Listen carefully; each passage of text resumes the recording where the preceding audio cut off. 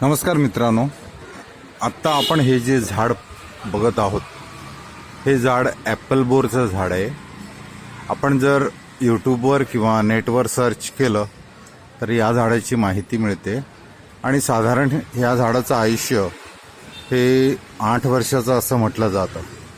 परंतु आपण हे आता प्रत्यक्ष पाहू शकता की हे झाड जवळजवळ 12 वर्ष झाली माझ्या अंगणात आहे आणि ह्याला वर्षातनं 3दा हे बघा, ही आता फुलं आलेली आहेत आणि छोटी छोटी बोरं पण धरलेली आहेत.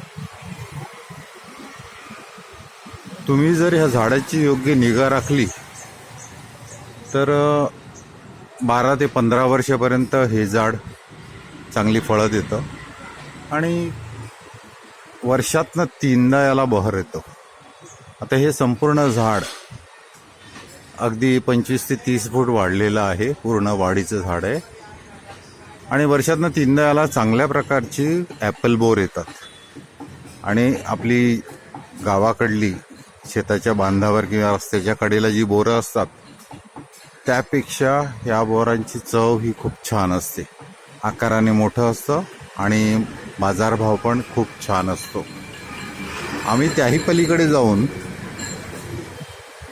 रस्त्याच्या कडेच्या काही झाडावरती ह्या ॲपल बोरचे डोळे लावले आणि मला सांगायला आनंद होतो की ते डोळे, ॲपल बोरचे डोळे त्या गावठी आपल्या शेताच्या बांधावरच्या किंवा रस्त्याच्या कडेच्या बोरावरती छान प्रकारे त्याची वाढ होते आणि त्याला ॲपल बोर लागतात. वसईला हा प्रयोग यशस्वी झालेला आहे.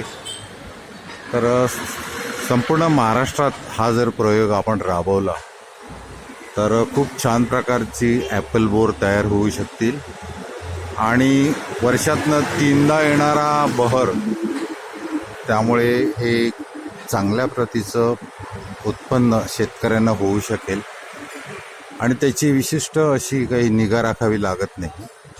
कारण बोर ही वनस्पती किंवा ही जी वनस्पतीची जात आहे ही अत्यंत चिवट आहे, त्यामुळे त्याची विशेष अशी काळजी घ्यावी लागत नाही. त्याला पाणी कमी असलं तरी चालेल, खत कमी असलं तरी हरकत नाही आणि विशेषतः या बोराला बाजारात भाव खूप छान येतो. वसईला हा प्रयोग आम्ही यशस्वी केलेला आहे. संपूर्ण महाराष्ट्रात हा जर प्रयोग झाला तर महाराष्ट्राची ओळख ॲपल बोरच्या नावाने व्हायला वेळ लागणार नाही. कारण ह्या बोराची वाढ ही खूप मोठी होते आणि खूप जलद, फास्ट होते. त्यामुळे